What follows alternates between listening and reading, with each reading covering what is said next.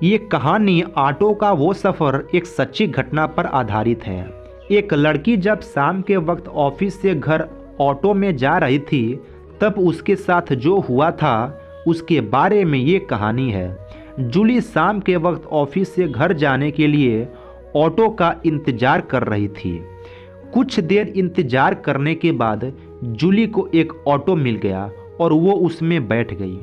तभी उसके साथ एक लड़का भी ऑटो में बैठ गया। जहाँ पर जूली को जाना था, उस लड़के को उससे कुछ ही दूरी पर आगे जाना था। उस लड़के को देखते ही जूली समझ गई कि यह लड़का बहुत थका हुआ है। उस लड़के के कपड़े भी थोड़े गंदे थे। ऑटो में बैठने के 10 मिनट बाद ही उस लड़के को नींद आने लगी। वो लड़का कोशिश कर रहा था कि नींद ना आए, लेकिन उसको नींद आ ही जाती है और वो सो जाता है। करीब 5 मिनट के बाद उस लड़के को गहरी नींद आ गई और उसने उसका सर जूली के कंधों पर रख दिया। नींद इतनी गहरी थी कि उसको पता भी नहीं चला कि उसने उसका सर जूली के कंधों पर रख दिया है। जूली को इस बात का एहसास था कि ये लड़का बेचारा पूरा दिन काम करके थक गया है, इसलिए उसने उस लड़के से कुछ नहीं कहा। 5 मिनट के बाद रास्ता थोड़ा खराब आ गया और ऑटो थोड़ा उछलने लगा और एक झटका लगने से उस लड़के की नींद खुल गई। नींद खुलने पर उस लड़के को एहसास हुआ कि उसने अपना सर जूली के कंधों पर रख दिया था। उस लड़के ने तुरंत जूली से माफ़ी मांगी और कहा कि मैडम मुझे माफ़ कर दीजिए, प्लीज़ मैडम मुझे माफ़ कर दो, मुझसे गलती हो गई है। मैंने जो किया है उसके लिए मैं बहुत शर्मिंदा हूँ, प्लीज़ माफ़ कर दो। वो लड़का लगातार जूली से माफ़ी मांगता रहा। जूली ने कहा, अरे इसमें इतना माफ़ी मांगने की कोई ज़रूरत नहीं है। मैंने देखा कि आप बहुत थके हुए थे, मैंने तो सिर्फ आपको 5 मिनट के लिए अपना कंधा दिया। इसमें माफ़ी मांगने की कोई ज़रूरत नहीं है। तुम क्यों इतनी माफ़ी मांग रहे हो?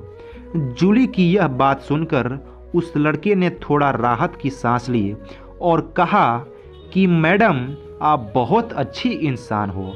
लड़के ने जूली से ये भी कहा कि मैं डर गया था कि कहीं आप मुझे आवारा लड़का ना समझ लें। आपने तो इस बात का बिल्कुल भी बुरा नहीं माना। अगर आपकी जगह पर कोई दूसरी लड़की होती तो वो मेरी इस हरकत के लिए पुलिस में रिपोर्ट कर देती। मैडम मैं एक अच्छे परिवार से हूँ और कुछ दिन पहले ही मुझे मार्केटिंग की जॉब मिली है। मैं तो डर गया था कि आप मेरी इस हरकत के लिए पुलिस में रिपोर्ट कर देंगी और उसके बाद मेरा पूरा करियर खराब हो जाएगा। लड़के ने यह भी कहा कि इसके संबंधित में मैंने सोशल मीडिया में बहुत सारे किस्से भी देखे हैं। मैं तो अब लड़कियों को देखकर ही डरता हूँ। उस लड़के की ये सब बात सुनकर जूली बहुत हैरान रह गई। हम भी ये बात सुनकर अनुमान लगा सकते हैं कि इस लड़के के दिल में कितना खौफ था। थोड़ा सोचो, अगर इस लड़के ने ये हरकत जूली के सिवा किसी और लड़की के साथ की होती तो क्या होता?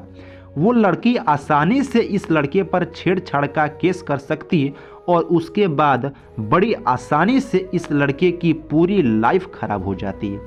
या फिर वो इस जूली की तरह बात को अच्छे से समझती और केस नहीं करती। मैं सभी लड़कियों से यही कहना चाहूँगी कि सभी लड़के या फिर मर्द खराब नहीं होते और वो हमारा फ़ायदा उठाना नहीं चाहते हैं। हो सकता है कि कुछ लड़के ऐसी मानसिकता वाले हों, लेकिन सभी ऐसे नहीं होते हैं। हमें हर लड़कों को शक और घृणा की नज़रों से नहीं देखना चाहिए और मैं सभी लड़कों से यही कहना चाहूँगी कि सभी लड़कियाँ बिना सोचे समझे लड़कों पर केस नहीं करती हैं। इसके लिए आपको इस लड़के की तरह लड़कियों से डरने की कोई ज़रूरत नहीं है।